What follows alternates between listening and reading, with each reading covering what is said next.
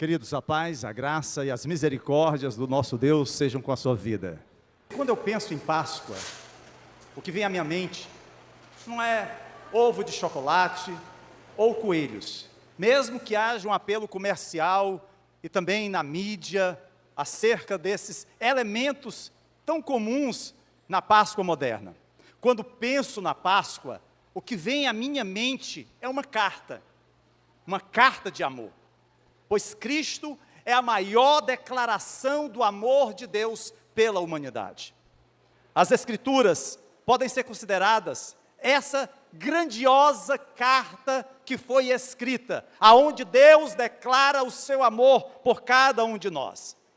E fala de um amor que não está baseado nas circunstâncias, porque esse amor, ele é incondicional. Não é um amor que vai variar de acordo com o momento, podendo ser verdadeiro ou falso, não. O amor de Deus é sempre verdadeiro. Não é um amor que está preso ao tempo, enquanto o vigor físico se mostra atraente, não. O amor de Deus, ele é eterno. Certamente você conhece alguma passagem na Bíblia que trata do amor de Deus.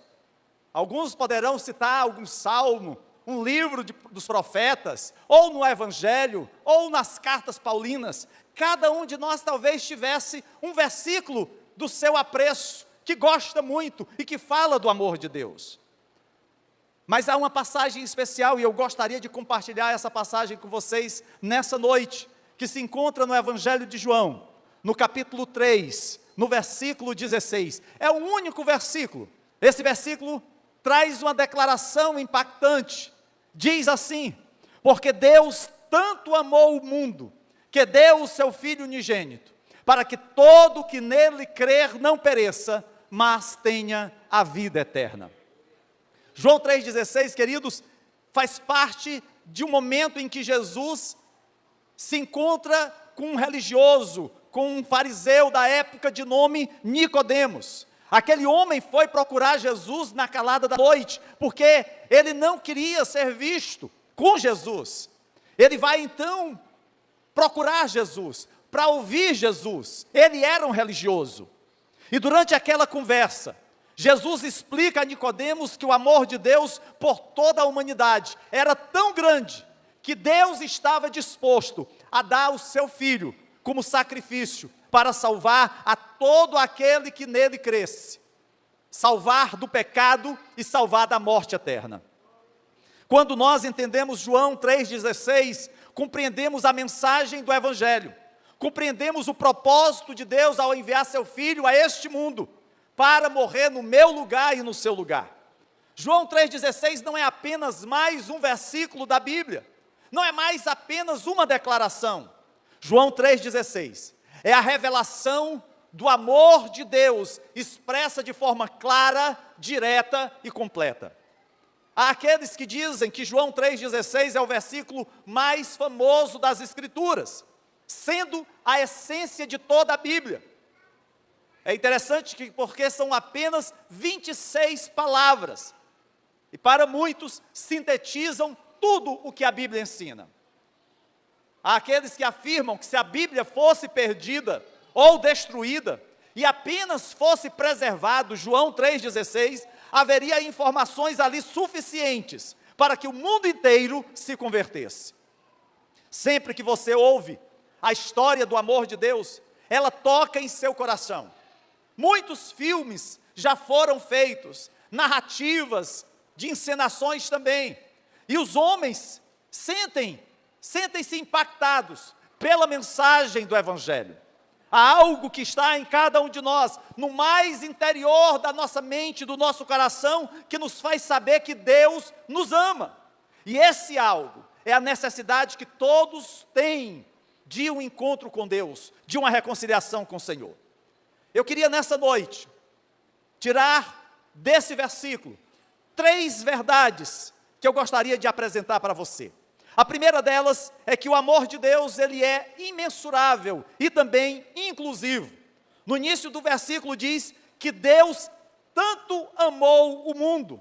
É interessante porque nos dias em que João escreveu essas palavras, muitos consideravam Deus como um tirano. Acreditavam que Deus conduzia os homens em rédeas curtas, com ameaças e punições. Ainda hoje, há religiões pagãs que tentam satisfazer seus deuses, sacerdotes que realizam vários tipos de sacrifícios na tentativa de aplacar a ira dos seus deuses. Na mente dessas pessoas, Deus está sempre esperando um deslize dos homens para puni-los. Daí você ter que fazer alguma coisa para aplacar a ira desses deuses. Porém, contra esse falso ensino, a passagem que nós temos lido em João 3,16 nos surpreende e nos lembra que Deus não é um tirano. Deus é um Deus de amor puro e santo.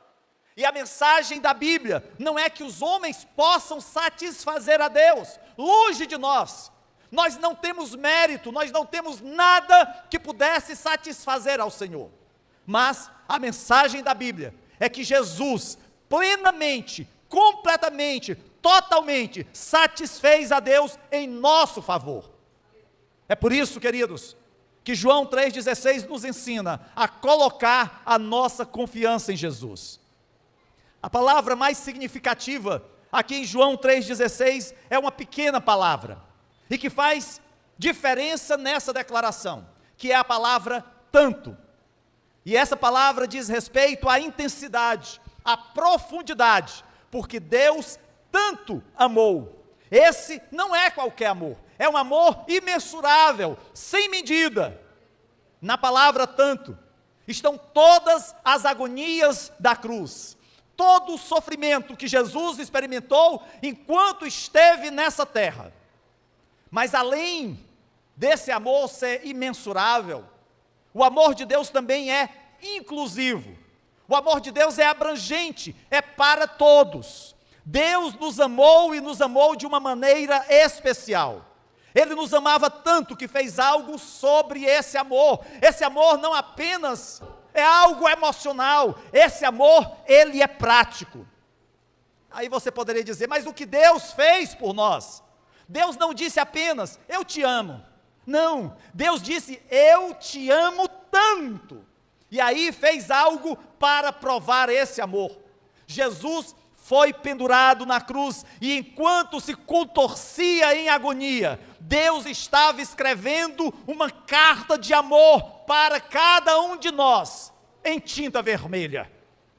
Ele sabia que nós estávamos condenados, cada um de nós, estávamos mortos nos nossos delitos e pecados. Mas a morte, queridos, que nos separava, foi vencida quando Cristo na cruz morreu e ressuscitou. Houve sofrimento, houve dor, houve derramamento de sangue, por isso que o Pai demonstrou todo o seu amor por mim e por você. Na primeira carta de João, no capítulo 3, verso 1, lemos, vejam como é grande o amor que o Pai nos concedeu, como é grande esse amor. E Paulo, escrevendo aos Romanos, no capítulo 5, verso 8, afirma, mas Deus demonstra o seu amor por nós. Cristo morreu em nosso favor, quando ainda éramos pecadores. Talvez morrer por um justo, morrer por um inocente, seja algo válido. Mas morrer por pessoas rebeldes, pecadoras, iníquas, como cada um de nós vivíamos, é algo, queridos, que nós não temos como mensurar. Ele ama aqueles que o conhecem e ama aqueles que não o conhecem. Ele ama de todas as tribos e nações de todo o mundo. Deus ama o mundo inteiro. E Deus chamou a sua igreja, Deus chamou a você e a mim para expressar o seu coração ao mundo. E qual é o coração de Deus? O coração de Deus é que Ele ama as pessoas. Evangelizar é a nossa maneira, é a maneira da igreja de levar o amor de Deus e compartilhar isso com todos e em todos os lugares, quer seja através do rádio, da televisão, da internet, de livros, de bíblias, da pregação no púlpito, no evangelismo pessoal e de qualquer outra maneira que você pensar. todas as maneiras imagináveis devem ser usadas para espalhar o Evangelho. O que queremos fazer é ficar no topo da montanha e de gritar para as pessoas: Deus te ama, Ele sempre te amou e continuará te amando. Essa, queridos, é a mensagem da igreja do Senhor. Essa é a mensagem que todo discípulo de Cristo precisa proclamar, que Deus tanto amou ao mundo. A Bíblia diz que Deus tanto amou o mundo e por isso, quem crê pode receber o seu amor. Toda e qualquer pessoa, não importa quem seja, de onde venha, que língua fale, que cor seja a sua pele, qual a sua origem, o que fez ou deixou de fazer. A Bíblia diz que Deus tanto amou o mundo inteiro e enviou o seu Filho para ser o Salvador do mundo. Mas há uma segunda verdade: o amor de Deus é também exclusivo, porque Deus tanto amou o mundo, que deu o seu Filho unigênito, para que todo que nele crer não pereça. Talvez você pergunte: pastor Alex, porque nem todos são salvos? Porque nem todo mundo é cristão? Porque nem todo mundo tem um passe livre para o céu? A resposta nos é apresentada aqui em João 3,16. É porque mesmo que o amor de Deus seja inclusivo para todos, Ele também é exclusivo, somente através de Jesus. Há um ditado que diz que todas as religiões levam ao mesmo Deus, mas isso é uma mentira, é um engodo do pai da mentira, que é o diabo. Só há um caminho para Deus, e esse é Jesus. Veja, Deus oferece o seu amor ao mundo inteiro e a todos. O Evangelho é para toda a humanidade. Mas ouça, só porque Deus lhe oferece o seu amor, não significa que todos recebem o seu amor. Quantos têm o coração endurecido? Quantos já não ouviram a mensagem da palavra de Deus e continuam rejeitando a Cristo? Lembre-se, para obter o seu amor, a pessoa tem que estender as mãos e pegar a bênção de Deus. Deus não vai forçar você a amá-lo. Deus oferece o seu amor. Os seus braços estão sempre estendidos, abertos, escancarados. E a cruz é a imagem de seus braços estendidos, acolhendo a todos que nele creem. Daí a declaração: porque Deus tanto amou o mundo, que deu o seu Filho unigênito para todo o que nele crer. Dizer que Deus ama a todos não é o mesmo que dizer que todos recebem esse amor. Lá em João capítulo 3, verso 18, a palavra do Senhor diz: quem nele crê não é condenado, mas quem não crê já está condenado, por não crer no nome do Filho unigênito de Deus. Quem crê não perecerá. E aqui perecer tem um significado de estar separado de Deus. Perecer não significa que você deixará de existir, não. Cada um de vocês aqui hoje estará vivo em algum lugar por toda a eternidade. Ah, pastor, mas eu vou morrer. É verdade. Você vai morrer, eu também, se Jesus não voltar até essa data. Alguns ensinam, queridos, que quando você morre, tudo acaba, que você deixa de existir. Mas não é isso que a Bíblia ensina. A Bíblia ensina que todos nós viveremos para sempre, e estaremos vivos para sempre no céu, ou estaremos vivos para sempre no inferno. Mas estaremos vivos em algum lugar para sempre. A Bíblia diz que se colocarmos a nossa confiança em Jesus, se crermos que Ele veio a esta terra, e que Ele foi o presente de amor de Deus para nós, que Ele morreu na cruz, que Ele pagou a penalidade pelo nosso pecado, se colocarmos a nossa confiança nele e crermos, não pereceremos. Às vezes, queridos, é referido nas Escrituras também como a segunda morte. Estar separado de Deus é muito pior do que qualquer imagem que já tenha sido desenhada, pintada, ou até mesmo filmada acerca do inferno, acerca do fogo que não se apaga. Perecer significa estar separado de Deus eternamente, separado para sempre de um Deus amoroso. E a Bíblia diz que quando recebemos o amor de Deus, nunca seremos separados do amor de Deus.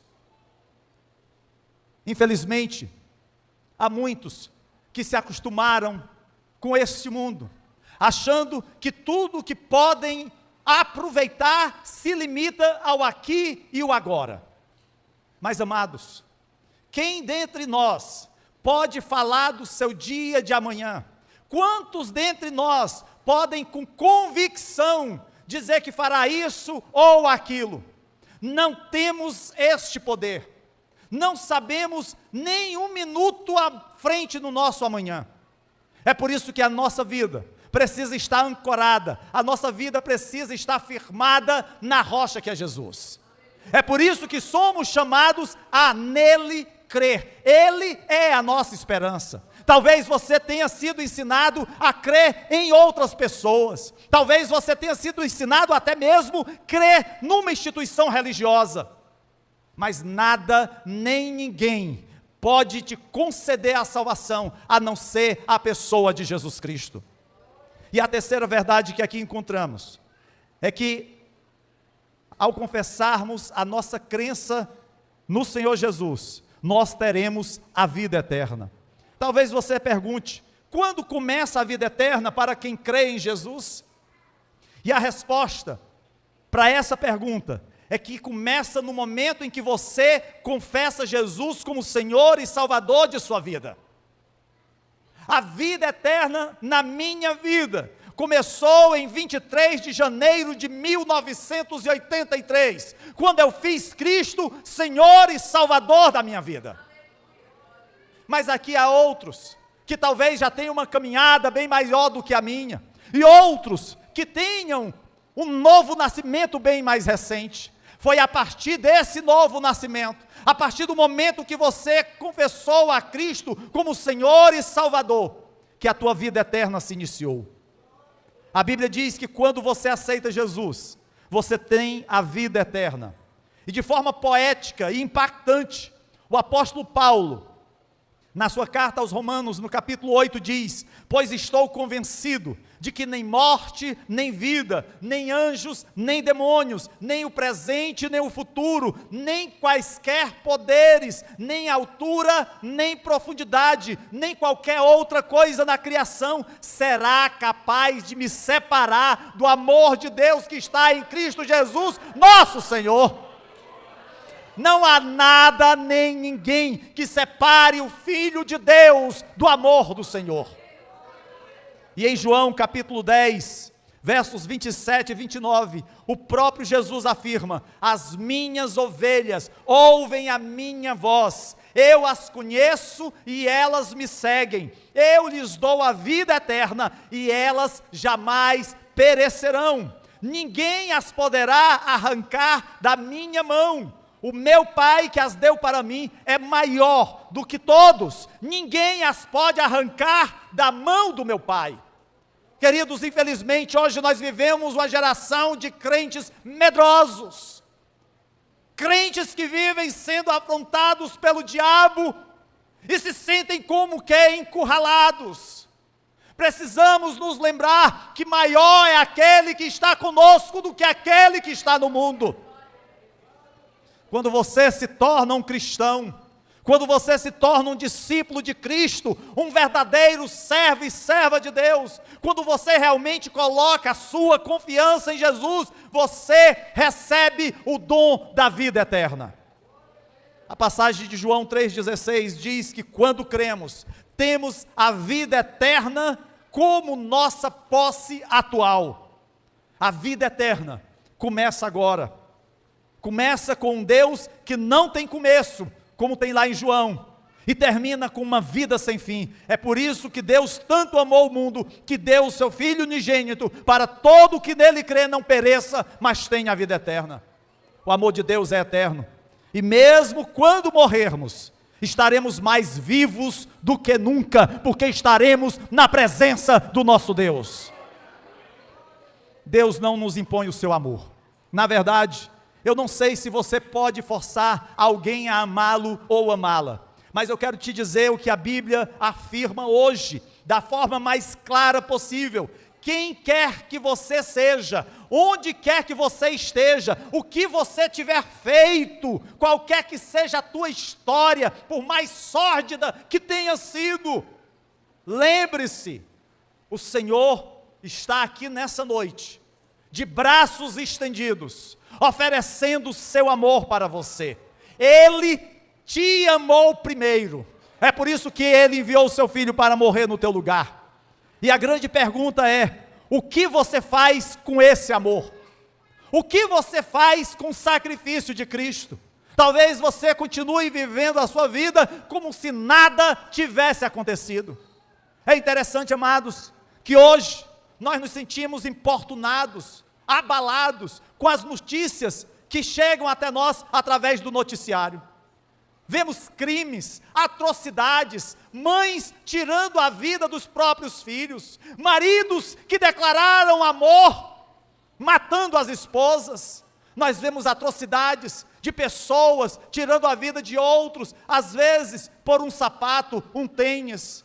Essa é a sociedade que nós vivemos. Mas, queridos, mesmo nessa sociedade tão corrompida, tão cheia de pecado, o Senhor Jesus continua a falar do seu amor para os homens, porque assim era a minha realidade, até o dia em que eu confessei a Jesus como Senhor e Salvador.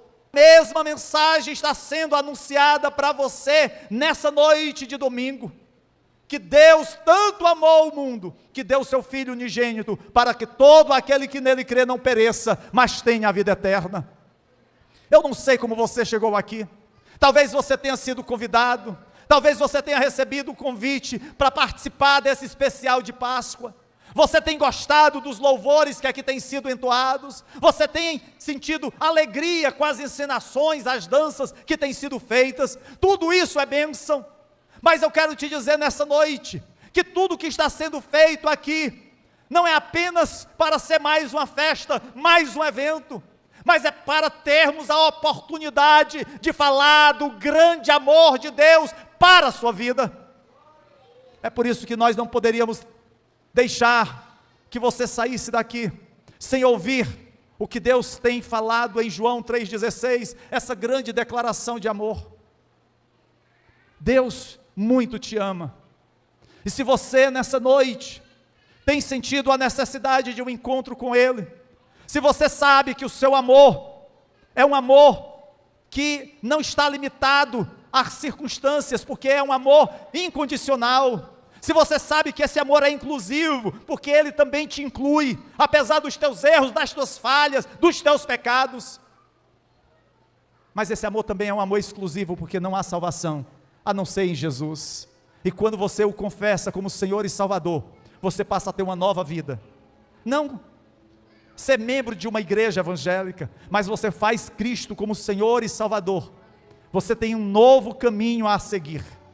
Se você tem ouvido a mensagem do Evangelho, eu quero dizer que essa mensagem, ela teve como alvo a sua vida. Se você está aqui nessa noite e ainda não confessou a Cristo, esse é o momento para você fazer isso. Não adie essa decisão. Eu adiei essa decisão por muitos anos, mas houve um dia em que o Espírito Santo me trouxe a sua presença e mudou a minha vida, e o mesmo Espírito Santo está aqui nessa noite, e Ele pode mudar a tua vida.